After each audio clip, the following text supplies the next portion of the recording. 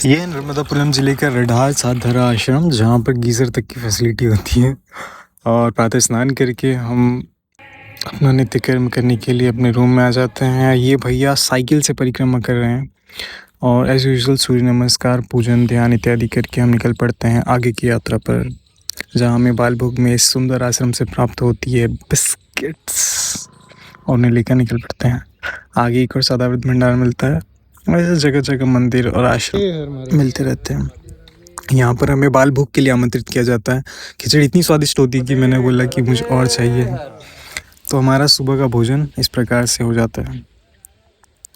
जगह जगह इस गांव में आश्रम थे, आप देख सकते हैं। और बाबा जी बोल रहे थे कि यहाँ भी खा के जाओ। मैंने बोला कैसे खा सकते हैं। फिर ये प्राकृतिक सुंदरता हम यहाँ पर देखते हैं, माई के किनारे, और फिर प्राचीन वृक्ष। सेवा देख सकते हैं आप, तट पर कुटी बना के सेवा की जा रही है। और यहाँ पर भी बाटी कम से कम 2 ही खा लीजिए बोलकर। फिर यहाँ पर दोपहर में बहुत देर तक रुकते हैं। फिर पता चलता है हमें जो धुनी वाले बाबा है उनके गुरुजी की यहाँ पर आसपास ही समाधि है। इस स्थान पर गौरी शंकर जी की समाधि है। जो धुनी वाले बाबा है उनके गुरु। पीछे में था कौन सा, साईं खेड़ा। हाँ, तो गुरु इधर है। तो ये है वो क्षेत्र, और यहाँ पर गौशाला भी है, देख सकते हैं। बहुत ही सुंदर है ये स्थान। प्रकृति के बीच में जो मौसम चुना गया है बिताने के लिए, क्या सुंदर है। हल्की हल्की हवाएं चलती हैं, भीनी भीनी धूप होती है, और ग्रीनरी चारों तरफ होती है। आनंद ही आनंद। वर्षा के उपरांत का जो समय होता है पर्यटन के लिए, बहुत ही सुंदर।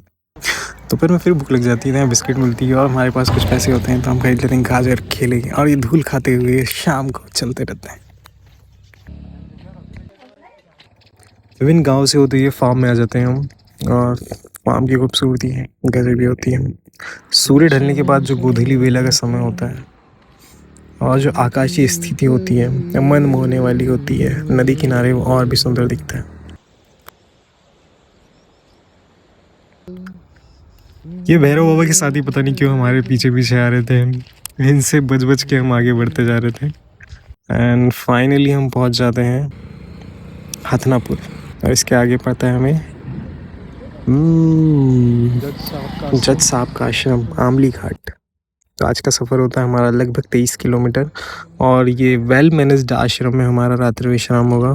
कल आएंगे जज साहब। रात्रि भोजन कुछ इस प्रकार से होता है, नर्मदेहर।